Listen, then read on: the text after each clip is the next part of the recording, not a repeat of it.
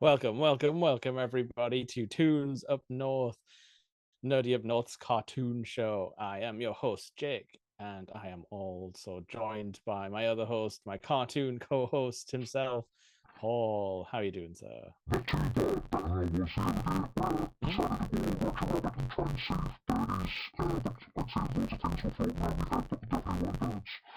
No, you came close to a concussion. It was an accident, though. We weren't doing any like cartoon experiments.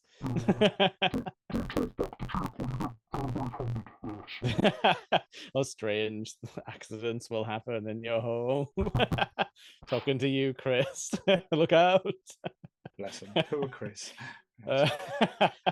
Just checking. He does hang about a workshop all day, so he's surrounded by Final Destination like items.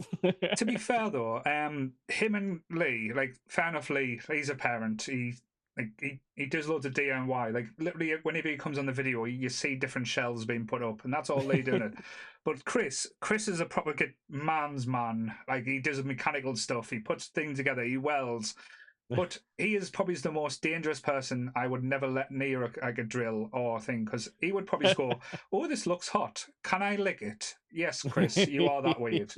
Yes, you can. Oh man, yeah. The Yes. man's man. We can get him the William Regal music when he next comes on the podcast. Oh, well, we should get him. I'll Photoshop him in a picture of Johnny Bravo, Chris going. Oh yeah. and hopefully he won't get cancelled. Just saying. No. Johnny didn't either, really. It was a simpler time. Oh, we could actually do an episode about like sex pests in cartoons. Yeah, I don't know how popular that one would be on the algorithm. It'd probably be the most popular. Let's face it, because people like a good cancelling, a good drama. Oh, the deviants will be searching sex pests in cartoons. I can see he's now getting on the keyboards. Lee going, he's doing his whole typing thing. I need to see Kim Possible. Oh no.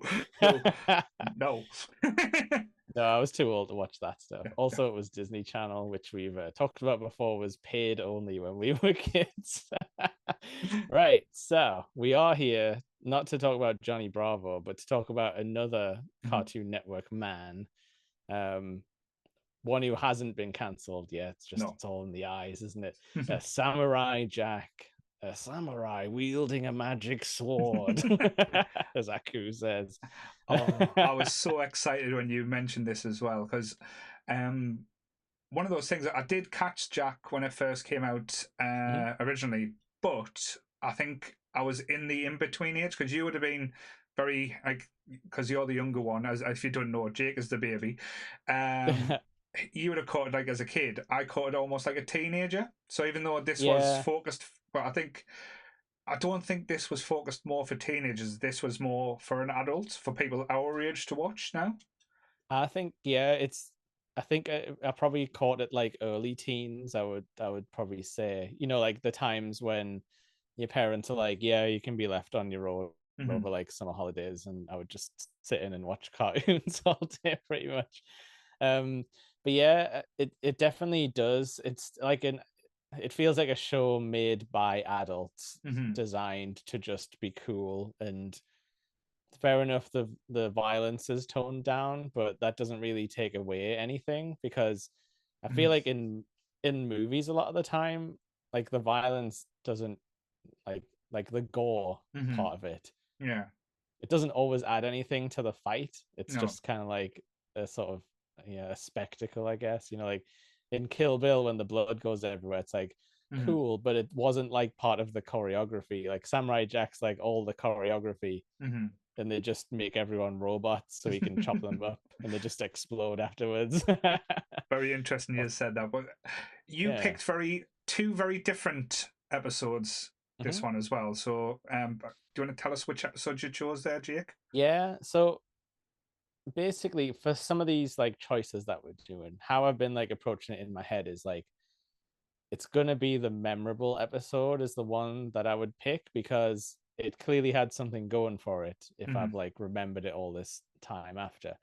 And I think like that was what impressed me about Samurai Jack as a kid. It was like, whoa, you can do like an episode where almost nobody talks, Mm-hmm. or like the main character isn't here like for most of it. Mm-hmm. um but yeah, the episodes I picked were Jack and the Three Blind Archers, which is like from season one, and then I picked a later one, which was The Princess and the Bounty Hunters. So if Mm-hmm. anyone wants to watch along, pause now and go have a quick look, or a slightly longer look if you're Mm. using the Channel 4 app and it makes you watch loads of adverts like I was using.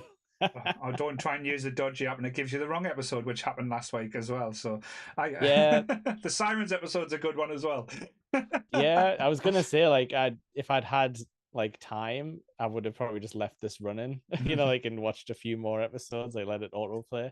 Mhm. Um, but yeah, so like, what did you think of these ones as like picks? Was it any that you remembered also? Um, I think episodes.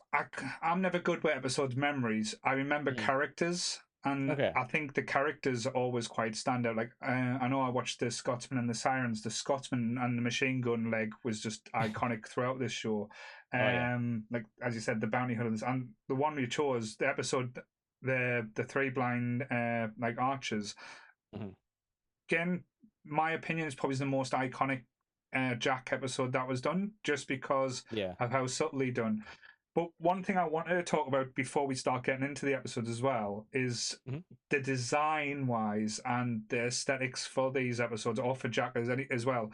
Because first viewing or first look, people will go, okay, it looks quite simple, but it's so not. It's Yeah. so detailed, and everything's there for a purpose, like the shapes and everything.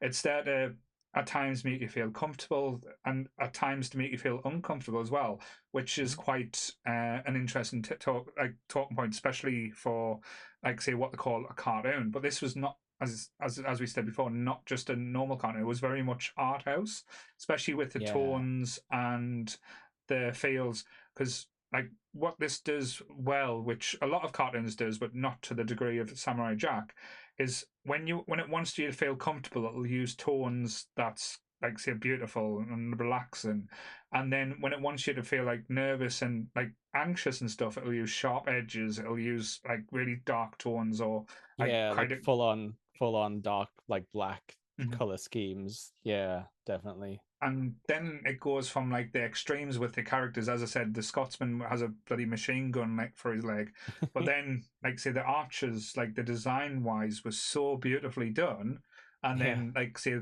their transformation at a certain point is just bizarre, but looks so interesting as well. But then you go to the as I said, the one with the all the assassins, Mhm. and each assassin is designed in a way that, as you said, you've got the gentleman who's Mr. Class and like sophisticated. You've got the Siamese cats that are just like Yeah. act like cats, but it's like they look like sly, evilish. Then you've got the I'm sure it's Boris. It's got to be Boris, his name. Yeah, I'm pretty Where, sure. where he's just like a brute, like forced, like I don't need all these tricks. I just go and bash, bash, bash, bash. Yeah. But all those different elements are just done so well, and it takes you um, not just to a place of nostalgia, because I generally do feel like, and they proved it when they done the remake. This could be remade now, and you wouldn't need to change a thing, aesthetically Mm. or viewing wise, just because Yeah. everything was done pretty much timeless. I'd say like the only thing that is slightly dated, but this is like kind of like personal opinion, but like some of the accents are Mm, maybe a bit like, I can tell that's Phil Lamar. You mm, like you could have maybe like hired a Chinese person to like do the voice for this. mm, Or like Jack is Phil Lamar as well, who mm, was the Green Lantern, mm, John Stewart in our Justice League episode. But um like I think that was just a product of the time. People weren't branching out as much, mm, like for voice acting and stuff like that. It's getting a lot better now. mm, Um, but God, yeah, like the art style. When I was looking at it now, I didn't realize how like square like mm, Jack like his design is, because mm, you think about it being very like flowy and like the animation being like super smooth, and I was like, whoa, he's like got really square hands and feet, and his head obviously. So it's amazing what they can do with Mhm. like a sharp kind of character design, but still make him like flow. And like Aku's kind of like the opposite of him, where Mhm. he's all spikes, but lots of like long flowing lines, like Mhm. rounded.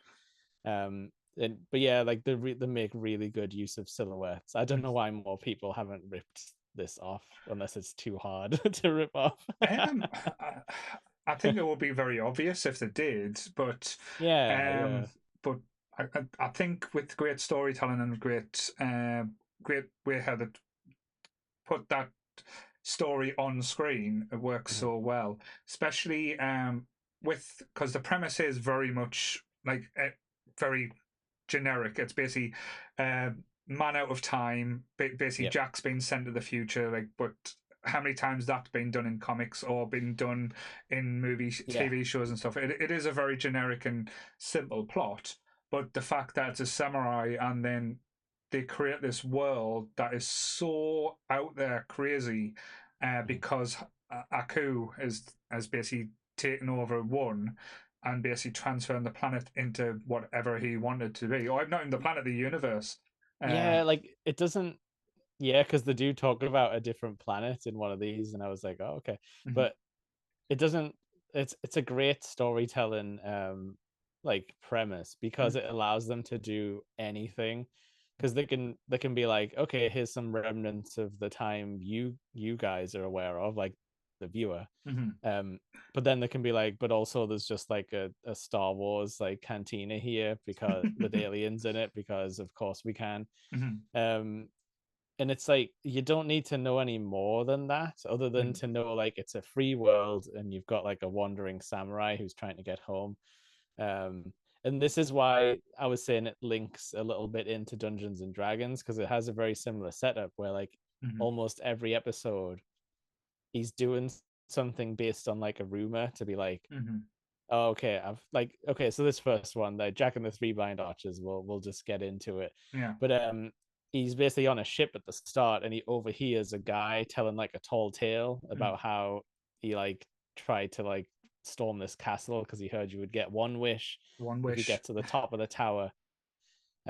Where you actually see the battle, which I didn't remember at all. You see this like crazy like battle with all the arrows raining down on like techno Vikings, like But robot army. and that's why because I know you said it like it wasn't ultra violent, but Jesus Yeah, Christ, this battle was. But the way they got around it because it was yeah. robots, because there was no Yep. way if this was humans or any type of animal that had feelings and thoughts and blood, Yeah. they would get away because like the amount of arrows that was going into these robots and Yep.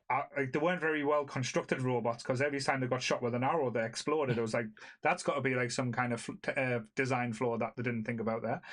And I, Um, I I love that style, because how you just saw like the rain of arrows, and it wasn't like, this isn't, they weren't drawn it to be like realistic, because it was mm, like, very much like, the arrows are coming out in a giant grid and mhm, like raining down. It was very like, very cartoony, like exaggerated, but they weren't going for like super realism. And I love that they can like play in that space and not mhm, have to be like, well, arrows don't work like that, and it's like, well, these ones do. And it's like, you kind of assume like, oh well, maybe it's robots firing it, therefore it would come out in a grid pattern. mhm. And like, hopefully that's easier for them to animate and stuff like that, because this must have been crazy to try and animate when they were like, okay, we're going to do a large scale battle with Mhm. loads of different like robots and tanks and things, and there's going to be like constant arrows raining from the sky.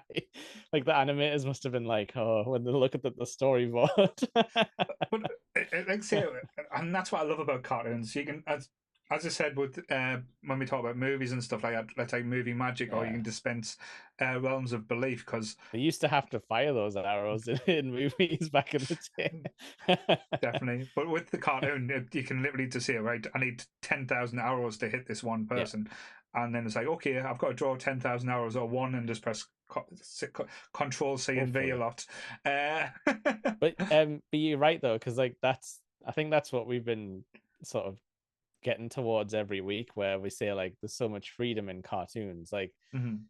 in a cartoon you can draw a Viking army that will never show up ever again as like a one-off idea, because you don't have to like make the costumes, hire the hire the actors to be inside them, or No. make the CGI models and then think like, well, should we reuse the CGI models because Mm. like we've got them on the computer now.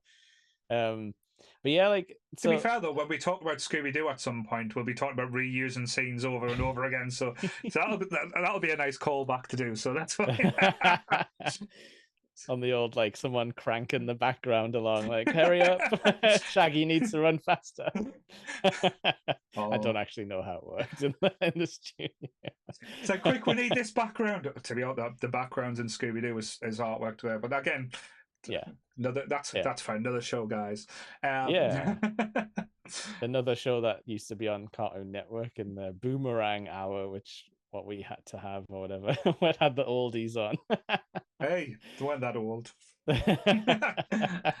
But yes, um, but yeah, so yeah, and yeah, like this one, like I love the premise. It's very like Dungeons and Dragons, like overhearing a guy in a tavern like telling some crazy story, and then like Jack's like, is that story true? And he's like, aye, it's out there, like he points out the window like that's the island. And Jack's just immediately on a boat, like just like believing what this guy says, because but that's all he's got to go on. one thing I wanted to touch on as well, this is what I love about this cartoon as well, because it's meant to be set like thousands of years in the future where technology has moved, where you can have a Yes, fucking Viking army. The boat yes, that they're sailing on is an old fashioned Viking boat. It's like because yeah. technology moved on so much that they went back to use Viking boats. But I think it's like I always interpret it as like a sort of cultural apocalypse where it's like mm-hmm, we're going to use the Viking boat in this area of the world because everything's been destroyed. We're just going to like salvage like bits and pieces and stuff like that. mm-hmm, Because yeah, like this guy's, you presume maybe this was this guy's ship at one point, but now he's just swabbing the deck and like mm-hmm. trying to talk to the annoy the patrons like while they're having the drinks. Uh, um, But but he yeah, I even just gets told out. He yeah. said, "Get out of the chair! Get out of the chair! Get him up on the floor, you little bastard!" Yes, yes, because like you think he's like the leader at first, but he's just like sat in the captain's chair for a bit. Amazing. One thing I did laugh at as well, like I proper like belly laughed at when I watched it, is when Jack gets on his little boat to go in. It's a like little Yeah, speedboat, but then it's got yeah, like some weird Viking thing at the front. It's like oh yeah. aesthetically everything's like looks like it should just be a normal boat, but then why put this most obscure weird thing at the front that just Like the looks dragon head, dragon head, yeah. but it wasn't even a nice dragon head. It looked like about it would topside the boat as well. So I was like, Jack, that doesn't make sense, Jack. You know better. Yeah, You would have chopped that off and went straight in there. it's like it's a very cool character trope where he kind of just rolls with everything. Mm-hmm. Because it's kind of like what they were doing with Mandalorian and stuff, wasn't it? Where it's Mm-hmm. like, oh, you've got your wandering samurai. Mm-hmm. I mean, basically, like that is Wolf and Cub. Yeah. Now that I've done some digging in when we were watching this, um, but yeah, like when you said like, oh, the art, like the artistry and like the art house nature, Mhm. like how it shines in this, it does make you feel a bit like retroactively like, oh, okay, so I see what they were trying to do in Star Wars, but they didn't quite hit the Mhm. note as good as they did in this No, cartoon from like decades ago. Like I say, more people need to rip this off. definitely. um What did but you yeah, think we of? What did you think of sorry. the look of the blind archers as well? Because Yes. initially they were quite striking. Yeah, and so like they're all like we've gone Vikings, and then we almost get this kind of like Egyptian style bad guy, don't we? Mm. Standing at the top of a typically English Like style, a turret, shall we say? yeah, like a castle tower, like Yeah. what, like the kind you would shove a princess in Shrek. Oh, um, Rapunzel, Rapunzel, let down your hair. but Um, yeah, I love how they're like this really strong silhouette with mm, like the ears. mm, I mean, obviously from the episode title, we know that they're blind, but mm, at first Jack has no idea no. about the archers, although that he knows there's like crazy good archers there because the Yeah. guy told him. But yeah, it's like literally as soon as he steps foot out of the tree line, Mm. it's like the arrows just come sailing in and he's like, what? And they do it in a way which is so playful as well, because Mhm. when the robots come in, they just get shot all over. They die. When Jack comes Yes. in, they shoot between his toes, It's just like Yes, it's like almost like a warning. It's like okay, they it, give him one warning. Yeah, yeah. So then when he starts like trying to go forward again, they unload from him, and it's yeah, absolutely hilarious. And this is where we find out how much of a badass Jack is as well with yeah, that sword, because even though it's something as simple, like he's getting pinned up against a tree with arrows, and there's an arrow coming straight for him, and you're like, shit, how's he going to get out of this? His arms are stuck and everything, and he just flicks the sword like in the coolest move in the yeah, world. And the sword flies up in the middle and splits the arrow in yeah. two. It's like, and Jack doesn't even blink. That's how we know Jack No, has yeah, got this. yeah. It's a very cool move, and then he gets to safety, doesn't he? Mhm, But yeah, that like that kind of slow motion stuff. Like he used to do that a lot because this is like Gendy Tartakovsky or Tarkovsky. mhm, He used to do like the Dexter's Lab stuff and that, and he mhm, he made like liberal use of slow motion there, but it mhm. was for more like comedy effect. And then this is like he gets to do the whole like super cool samurai moves in slow motion, which we all love to see. And we even get that classic like Jack meditating under the waterfall, don't we? To try and think about how he can get past this. Mhm. Because Because like at first he doesn't know anything about it being like sound based. mhm. Um, until he like drops his hat, doesn't he? Yeah, Like he waves his hat out and nothing happens. And then he figures it out because he drops it on the ground, and then when it makes a noise, then they shoot. then we find out that Jack's got supervision as well because he uses these telescopic eyes to zoom in on Mm, the archers and look on in their eyes and sort of go, okay, they're blind. So that's where yeah. Jack goes all super speed. Then we get a nice little flashback as well. So we get back Oh like a yeah. flashback of Jack in his training being blindfolded and goes, "What's the point in fighting Sensei when I can't see? I need to be able to see to fight." And the Sensei goes all wise and wonderful on him and says, Oh yeah. yes, you need to use all your senses to basically to be a master. And then that's when we get the under the waterfall shot where like Mhm. we get sexy Jack, so we say, when he goes in his Yeah. like little tidy whities and Yeah, like he's a bit like a sumo wrestler kind mm, of dress, isn't he? mm. I love that Jack's basically Batman as well, how he's like trained in all of the martial arts styles all around the world, like Batman. One thing I do want to say, I thought this episode done was absolutely brilliantly, and I have to say I don't think I've seen it done as well, like Mhm. in any other episode. Is when Jack puts the blindfold on because he's made the decision he's going to go like fight the archers the same way as they're fighting him without Yeah, using his vision. And rather than you just seeing them blindfolded and going off doing the things, as soon as he puts the blindfold, you as an audience member, the screen goes black. So you yeah, can't see anything. And so you're put in the same position as what Jack is in as well. And that was just an interesting take. And then you slowly see the things that Jack starts to hear, like the deer start yeah, kneeling at the grass to get the grass out, the birds tweeting in the tree, and then the snow melting and dripping, and then you saw Jack say, I think he said, "I'm ready now" or something like that, or yeah, and yeah. He does. But like that was the part that always stuck in my memory. Like when I thought about Samurai Jack, it's not long before I think about that part with like the deer like scraping the food out, like the grass from under the snow.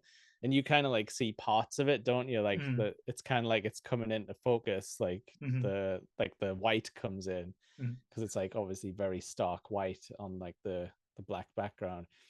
But yeah, that is so brave for them to do, to be like, we're just gonna completely black the screen out in the middle of this episode. Like there's still sound, mm. but like that's a bold move because cartoons are usually there's something flying around on screen at all times to keep the focus. Yeah, imagine being a child. Like again, not saying all children like let's say back in the day they've got Yeah, being given a bag of Smarties, all the E numbers in the world, so that yeah, Energized Buzzy to the fuck, yeah, and sat down in front of this and that happened.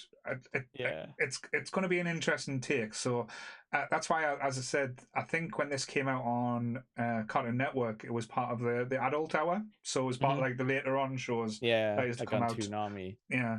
Um, but yeah, just absolutely brilliant storytelling, and I love that aspect. And then when it goes into the whole Jack confrontation, you hear him doing steps in the snow. So then you see the archers lining up their bows, but again it counteracts that. You hear Jack hearing the bows, hearing the arrows Yeah. fly through the air.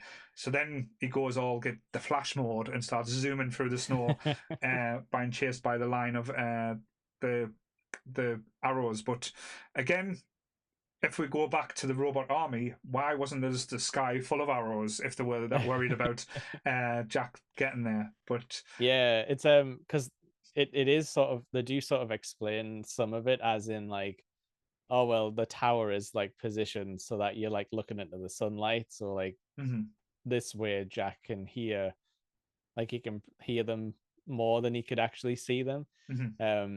But yeah, I think he just gets like plot armor for this bit, and he's like, I can dodge them all, and I think it flusters them because we do find out that they're not actually robotic, but No. they're presented in a very robotic way, like the way the sort of ears twitch and things Mm-hmm. like that. Um, but yeah, then he just like Macho Man climbs up the side of the the castle.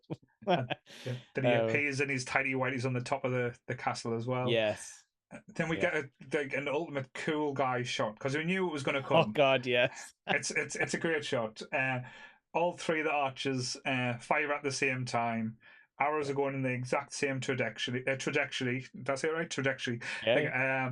Jack stays so cool, doesn't move to the last minute. Does the ultimate train dodge if you watch Stand By Me, and then the arrows kind of.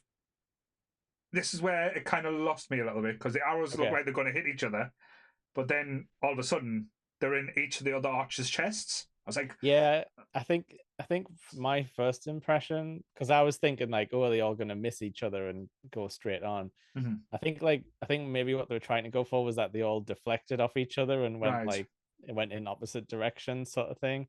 yeah, But yeah, you're right. That part could have been maybe a bit more clear. mm-hmm. Other than like, we all knew something. He was gonna take them all out. It was time. It's a minor little note that Yeah, otherwise is a perfect episode. I'll be honest with you. It's the yeah. only thing that does leave a little bit confusion wise. But Mhm. then you think the archers are going to be dead, but they don't. The kind of the black cover, the Yeah, ooze, the goo. Yeah. the goo, like kind of like forms off them, and they become little budders. It looks, Yeah, but with like really long necks yeah, and like a little head on top. yeah, which was a bizarre choice. I'll give them it, but like I Yeah, said, I think with the design for a lot of the creatures and people, they always went interesting. they're Uh, always different. Yeah, yeah, yeah, and then like say because the reason why everyone wants to get this well is because it grants one wish for your heart's desires, and as we all know, Jack's desire is to get home and to yeah, stop our coup, get back to his family, and then like say so Jack's defeated the archers and they give him permission, say the well is yours, you can go and make your wish. yeah. It's kind of interesting though because they look a bit sort of like like wary about it, but they don't say anything like up front. They let him like approach first, Mm-hmm. and then the well like talks to him and is like, "Yes, I'll grant you any wish you like want," sort of thing. Mm-hmm. Being and all then and sinister and shit. Yes, yeah. The well of black goo. It's definitely that's not who you trust for your wishes, everyone at home, No. if you ever get a chance. So Chris, if you're watching, I'm watching looking at you, Chris. I'm looking in your eyes, looking in your dead eyes, Chris. If you go to a well and there's black goo, don't wish, Chris. Please don't No. wish. You want Don't. angelic light if you're gonna make a wish. You need to go to a fairground, unplug the Zoltar machine, and ask to be big, Chris. That's what you Oh. need. Oh, but was he evil though? Because it was Zoltar. like it was a bit of a Zoltar, wasn't tainted wish, wasn't it? it? Yeah. Like a monkey's foot. I I don't don't know. know. He got laid, so that's all good for the good. He was neutral. He's a But yes, uh, I've just made that but all more creepy than it needed to be. So oh sorry. yeah, it was creepy. And I would never buy one of those prop ones because they're too scary. But yeah, like so that then the guys kind of like have a little bit of a conscience and they kind of Mhm, like don't make this wish. It'll mhm, like it'll give you what you want, but it'll also want you as like a bodyguard in return. mhm. Because it turns out that's kind of like, I mean, it doesn't really tell. Oh, well, did they wish for like unmatched combat prowess or something like that. The ultimate hunters, I think there was. Yeah. So Yeah. they become the ultimate hunters, but the premise is they could never leave the tower. So Yeah, they were basically there to protect mm, the well the effectively. the goo of doom. Yeah. But like I loved it how like angry Jack gets at this moment because it kind of like took me off guard. But Mm-hmm. when you think about it, like that's episode 7, so he's probably had like 3 or 4 different Mm-hmm. moments of thinking he's like finished his quest. Mm-hmm. Um and he just like goes like full on rage and like stabs down into Mm-hmm. the puddle of goo. And as we said at the start, he does have a magic sword. They never really explain Mm-hmm. much more than that, but it's like the Zelda sword. It the sword that vanquishes evil. It's one of them things when it comes to like magic swords. It's like every samurai folklore or something like that is like based Mm. on there's a magic sword that can Yeah, take like down the ultimate evil type thing. yeah, or it's like or the opposite where it's a cursed sword that is like, once it sheds blood, it won't let you stop sort of thing. We love a good sword legend. Yes. But yeah, so then the goo disappears, and with Jack and how, like, say, most of the episode ends, Oh yeah. it kind of just stops there, and I quite like Mhm. that. So it doesn't like go lead in and say where these three weird guys were going to do next or what they were going to do. No. That They're we just do. left to it. We don't need to know that because, as you said, Jack's vanquished the evil well of doom, the black goo of not fulfilling wishes completely. So Jack's Mhm. done good, but again, he has to go on his mission and try and find another way how to get home because it's not easy going Yeah, back in time. and he's always, as far as we know, he's always just a wanderer. Like Mhm. he never settles down anywhere. No. And like I say, it's an amazing storytelling premise because you can be like he can go anywhere and Mhm. he's never trapped at a base. You don't have to write around that. It's like no, Mhm. he's just in a different place. Um, but I'll tell you where he's not in this next episode very much. But Because what we do get though when we get Jack yeah, in, it is perfect oh, Jack. it's excellent. It's like legendary. Like if you showed someone just that clip alone, they would just be like, "Hell yeah, I want to watch more," even without the context. But the lead up makes it better. Mm. Um, I'll just so give we you a we quick brief because yeah, when you think about this shouldn't work this episode in a way because no, yeah. the premise is it starts in a barber shop with the weirdest looking barber in the world, Oh, just I love that guy though. He's so good. just randomly cutting someone's hair. And then Yeah. all the world's best assassins are just walking past his window, and he's going, "Wow, there's this guy! Wow, wow!" And each time taking a slice of hair off some unsuspecting Yeah, customer. he like Uh, slips with the razor every time something surprising happens. yeah. And then there's a bounty, like the bounty's on Jack, we'll find out. And then all these Yes, amazing bounty hunters go in this like little cavern and they all talk about how they're going to defeat Jack. And in yes. this weird and like a lot of them are very basic ways. I'm like, all right, then you're the world's best assassin. Yeah. Um, but then, like I say, we get the main story, like they come together. But the whole thing shouldn't really work as a whole when it comes together because it's very simple but ludicrous at the same time. Like having all Yeah. these weird and wonderful characters together, but it's just so much fun. It is one And like I didn't remember this episode when you mentioned yeah, it, and when I watched it now, I was like, this is just absolutely brilliant. I loved the yeah. kind of like interactions between each of them and how they kind of try to one up each other as well. And they do it all in 20 minutes. Like Yes. let's not forget that. Hmm. But no, I absolutely loved like the barbershop. That's such a good idea to like set up a story because Hmm. like obviously the barber is like the town gossip. Hmm. Um, but this guy apparently knows all of the bounty hunters. Probably because of like we said, it's post apocalypse, so there's Hmm. like warring factions and These are the like that. stars of the time. They don't watch TV. They just go out and Yeah, slaughter the innocent and get money for it. but like we said, he's like buzz cutting this guy's head, and like you can see him taking chunks out of the guy's hair.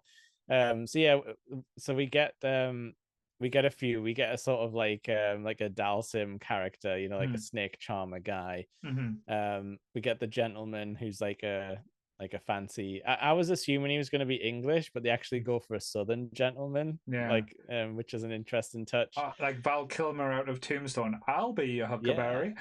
yeah, definitely. And then, like you mentioned before, we get the Siamese twins from Aristocats like coming in. And they act like cats in every single way as well, though. Yep. Like one even rolls around on the floor and curls into a ball and stuff like that. Was there anyone else? Yeah, there was. So there was the Aristocats. Then you got Big Boris. Oh, Uh, yep. So that's the little secret reveal. Oh yeah, so yeah. Basically it turns out that he's been cutting the hair of a different, like, massively famous bounty hunter. And what I love about it though is because the cliche thing to do would be to have Boris, like, smash the guy, like, break the barber shop because he, like, messed up his hair. But all he does is stand up and put his hat on. He's just like, like, right, I'm gonna go on with my day. This was a utility haircut. This is not a style thing. but the barber faints, so I think so. He does pass out, and Yeah, then like I say, he walks out. But yeah, yeah, we see the one that the don't nobody knows. Go, oh, that looks the like robot it one. looks like a Yeah, robot guy, and it looks quite cool. yeah. Um, but then when they're in the house, like the plans are just fucking like I'm not gonna lie, the plans are fucking awful. Yes, Uh, but I love how it's like you touched on this before, how like they mix so many art styles and like techniques together. mhm, And like for this one, when all of the separate bounty hunters are kind of like talking about how what they would do to Jack, mhm, you get it in like a different art style that matches each one's sort of like character. mhm, Like the gentleman's is like an old like cowboy movie style, like with like the letterbox and everything. mhm. Um, and again, because I know you mentioned before, like you don't know why other things didn't rip off this. After watching this Yeah. episode, I'm going to write a letter to Quentin Tarantino. Hateful Eight has been directly ripped off from this cartoon. I'm sorry. Yeah, He no, turned a 20-minute cartoon into a 5-hour film. So, because last week when I mentioned this episode, I did say it was like a Hateful Eight thing. mhm, But it is actually a Wolf and Cub mhm, comic book adaptation. It's obviously not exactly the same, but it's that very much same story of like people in like a snowy cabin who mhm. really want the wolf and cub dead, or steal the baby. It's always about like wolf and cub's a samurai and a baby carriage, Mhm. and it's like what Mandalorian was doing basically. Pretty much, yes. um but it's that same thing where he slowly comes up the path and stuff at the end, and then everyone rushes him, but he just like destroys everyone. But so yeah, like it's awesome to see that stuff because this show is very referential. Mhm, There's there's so many direct references to Star Wars alone. mhm, There's got to be more to samurai movies that I'm not even aware of. But mhm, it's all done with that kind of like massive love, like which you can tell. But yeah, so we get a little bit of a, like, all the people are arguing. Boris is the one who's the least happy to work together. And I love how he's like, how they do those little arguments back and forth where he's just like, you better, like, I will, you better. Like he just keeps repeating things to try and get the last word. Uh, Duh. no, and again, this is where one of the episodes when I watched, and this because Mhm. again, not knowing too much about the law of Samurai Jack to the degree where I would say I know it inside out. I know a little Yeah, bit. yeah.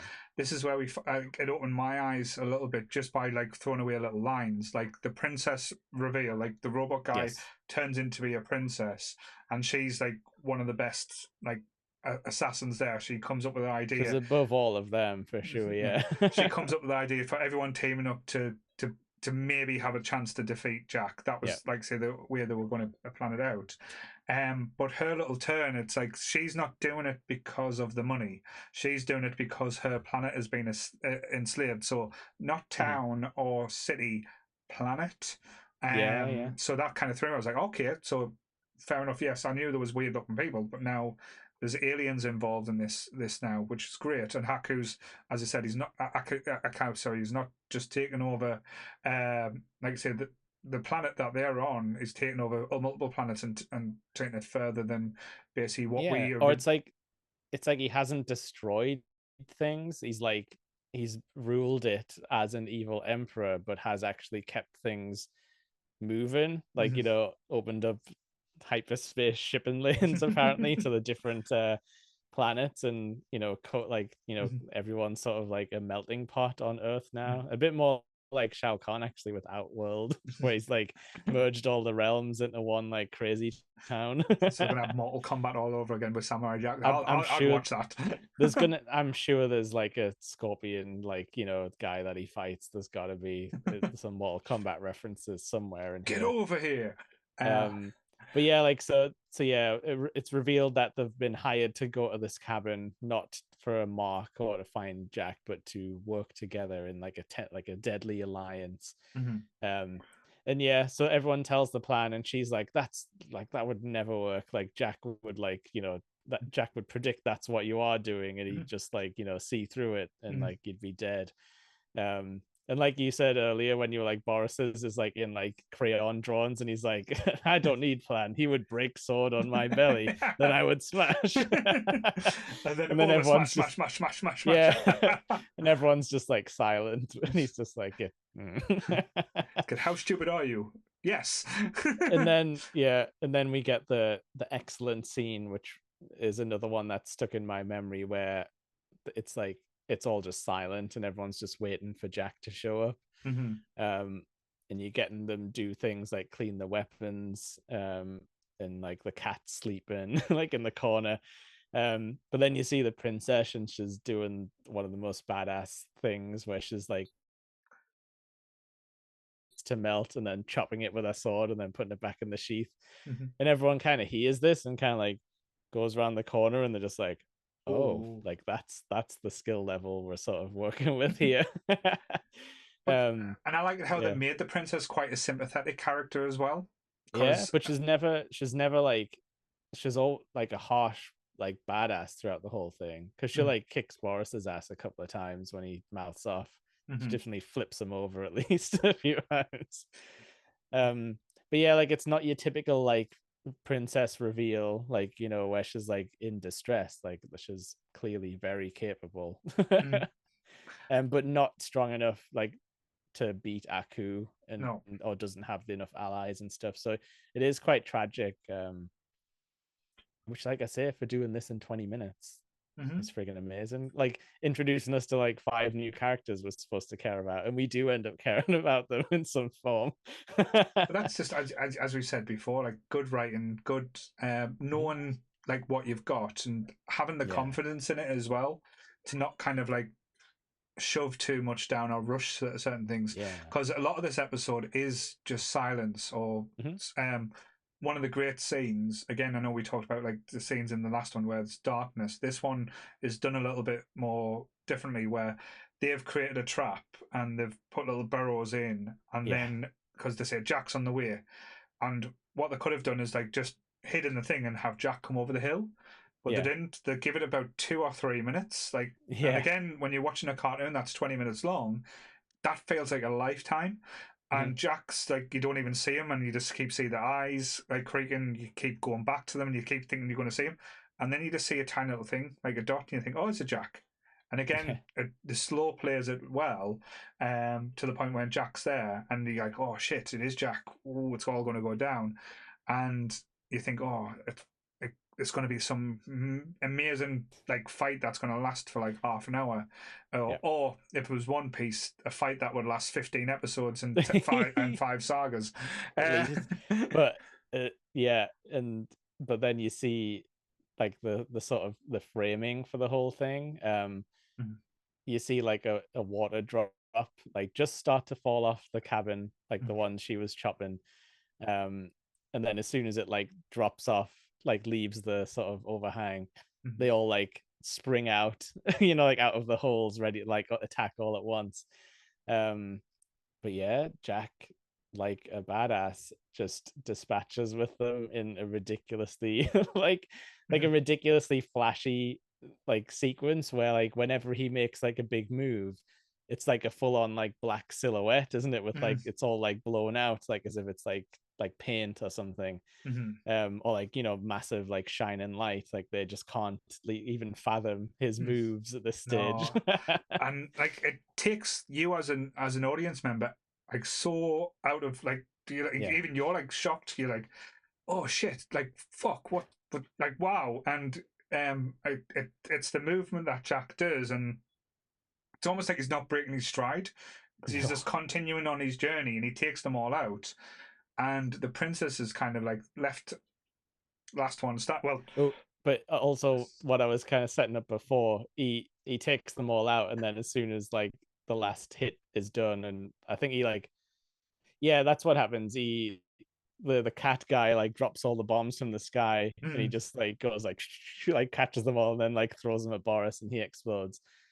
And then you see the drop of water hit the ground, and you're like, ah, he did all that in mm, less than like 1 second, like type of thing. And the time it took for the drop of water to fall off the house, like, and mm. hit the ground, like he took Dis- them all out. he dispatched these Yeah. world's best assassins or the universe's best And assassins. he's just walking. Yeah. Yeah, it's Like just like he's like turned his back. He hasn't even like looked to check. It's like it's just the height of like that's pure samurai like filmmaking to me. no, Um and as you said, it's perfect done because he doesn't look back, and no. I think he stops. He stops walking when she Yes. pulls out the dagger like she's going to attack, and Hmm. then the realization from her. I don't know if it's a like say down to respect or just the fact that she's given up like hope of even getting near to Jack that she drops the Yeah, dagger. or like an exhaustion thing, yeah. Mm-hmm. Because he smashes her face in, doesn't he? Yeah, Like punches through her mask at some destroys. point. It's like destroys you, robots. This is you gone. Ah, Um. yeah, but yeah, it's like a really sort of bittersweet ending because she does just drop the dagger and then fall to her knees, and then you Mhm. just see like the silhouette of Jack, like with his little snow footprints, wandering off again into the next sunset. To the next battle or the next thing. It's just so cool. It's all that build up as well for like, Hmm. a few seconds maybe. Um, but they make it worth it. Hmm. I think like because a lot of times now you sort of you see a lot of chatter about shows as like a value proposition where they're like, oh, Hmm. like when Game of Thrones was like really big, like a couple of seasons before the end. um like there was like, oh, this episode is the full battle of the bastards, and it's going to be an entire like war in one episode. Hmm. And it's kind of the same thing with like Lord of the Rings, where people were like, oh, the Helm's Deep battle is like 1.5 hours long. That's value for nerd money. um and this is very much like, no, you're not gonna see Jack for like only for like the last minute of the episode, maybe. And he's gonna do one really big thing, and then he's gonna be gone, and you're gonna be like looking at the credits. But there's so much value in that, like Hmm. this like a really interesting setup.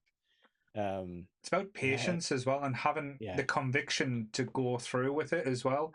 Mhm. Not saying big battles or big story like thing like big set pieces aren't great, but Yeah, yeah. sometimes just like the small things or the anticipation Mhm. is the kind of thing that gets you to the next bit of the story because I bet you anyone who watches that episode, like you, I can tell in your face, you would have been clamoring just to watch the next episode, just to see Yeah, one what happens because it leaves you like so like and and again I know why they brought it back because like say when the season finished, we never got like really an ending for this show, so yeah, yeah, yeah. kind of like giving it. Yeah, there was one episode I remember. I have not watched the reboot, I guess you may maybe call it, the continuation. Mhm. And I don't know if it's just because I have like such high memories of it, and I don't want to like change anything in my own mind. Mhm. I think I'll search it out now maybe, and check it out.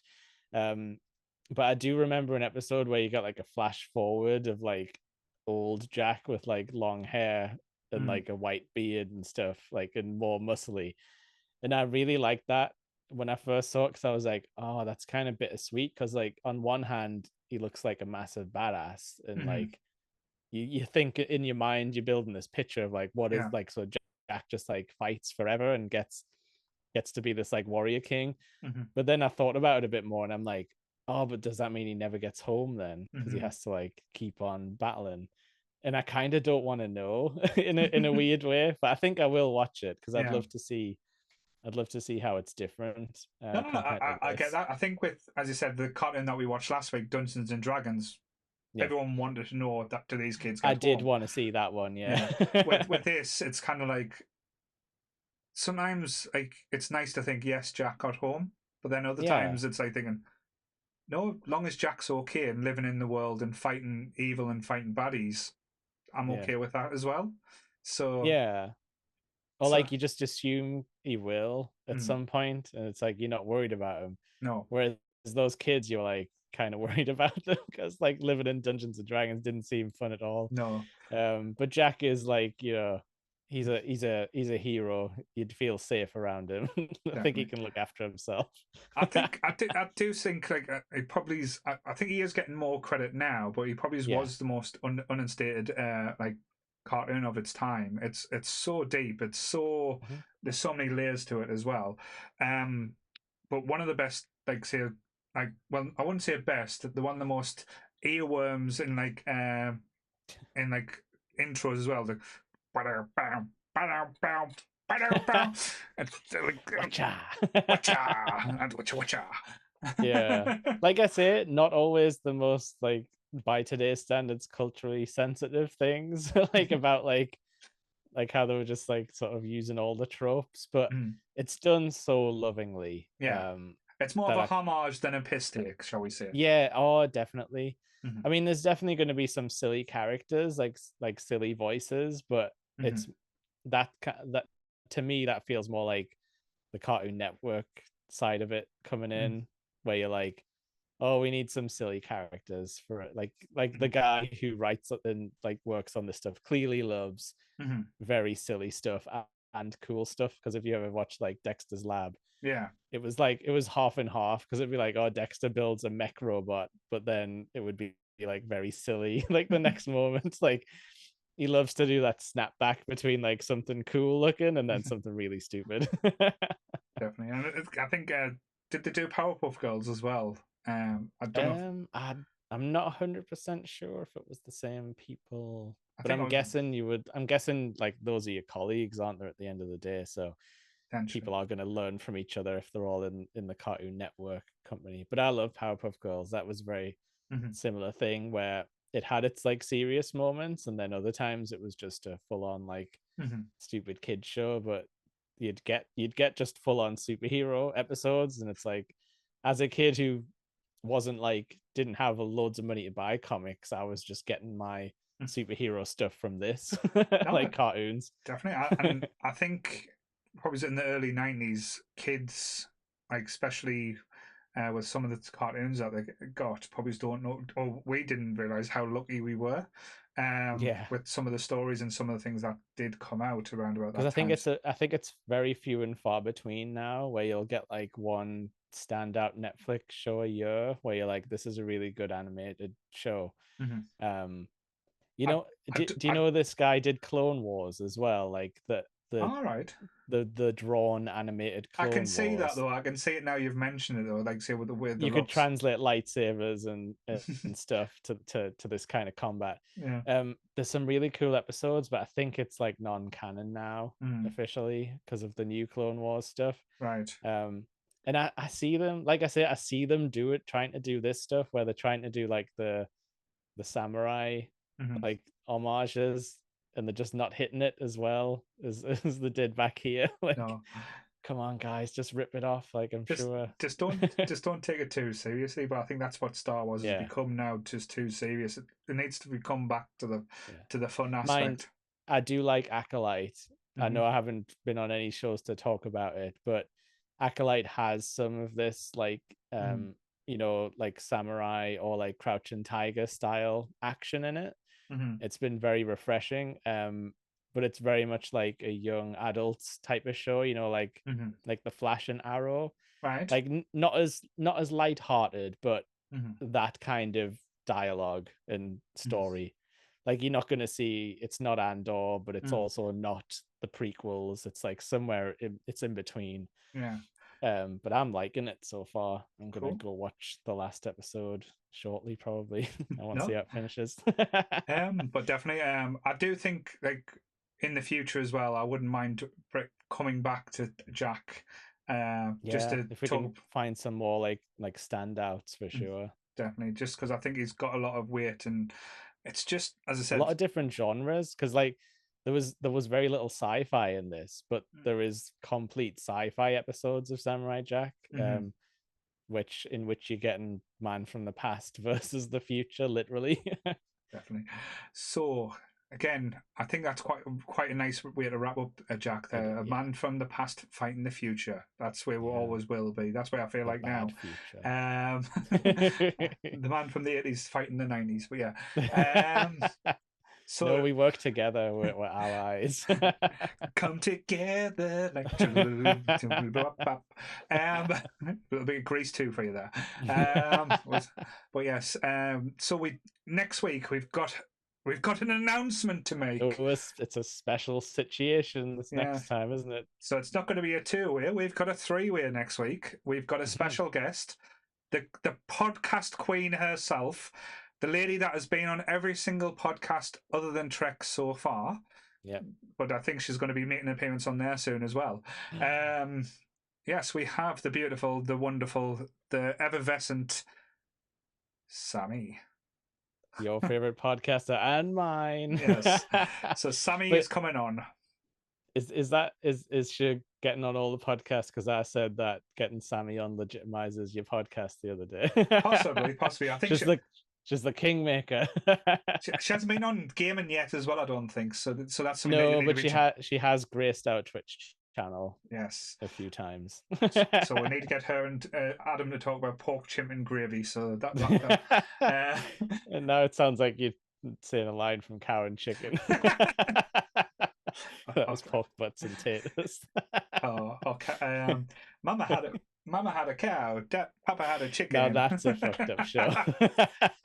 We'd always do cat dog as well. That was always confusing as I well. liked cat dog.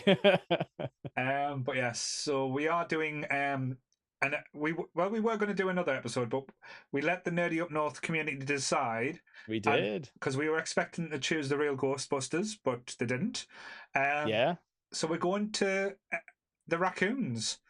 Yeah. Is it called the raccoons or raccoons? It's the raccoons, I believe. Okay. Okay. We're going to be talking about the pilot episode, so we'll do the first episode to keep it squeaky and clean.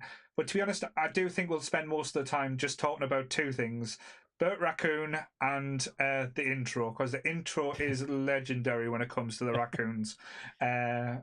So in my mind, I'm not recalling a lot of raccoons knowledge because I think it got lost in the shuffle of like raccoons, gummy bears, the snorks, like the something, like it's an animal team or something. Blinky Bill, that was another one.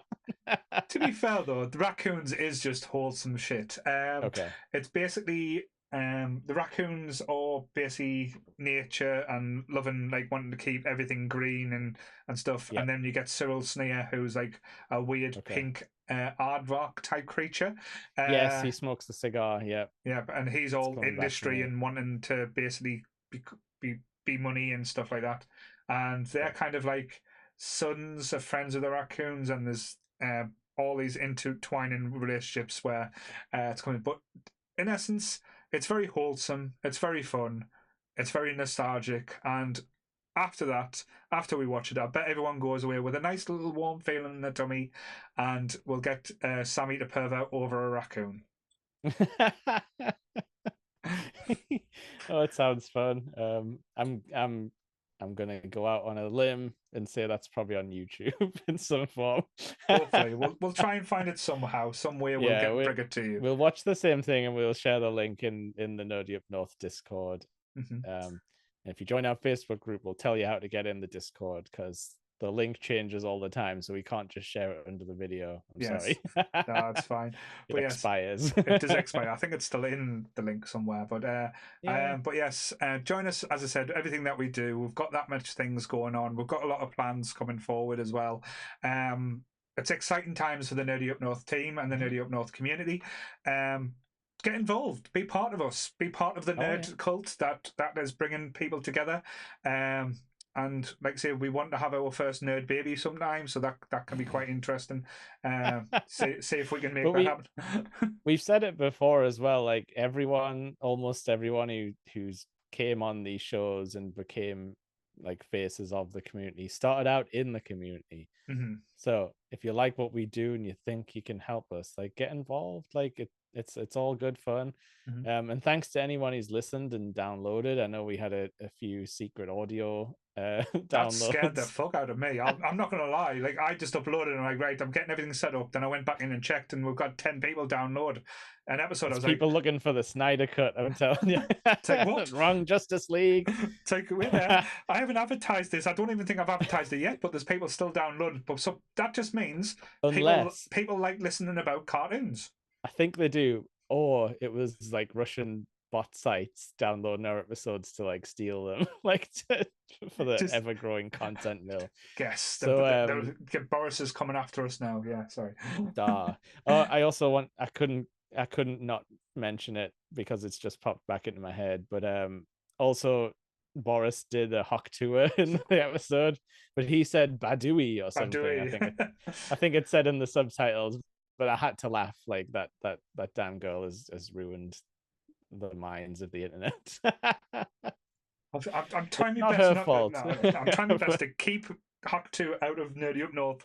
But no, Okay. Jake's done it. Well, Goodwill's done it. Damn you I blame all. Boris. I Boris. blame Boris. Boris, you Hawk 2 and monster. Badui. And I think that'll be a good time to say, in the immortal words of Porty Pig, that's all, folks. Goodbye. Goodbye, nerds.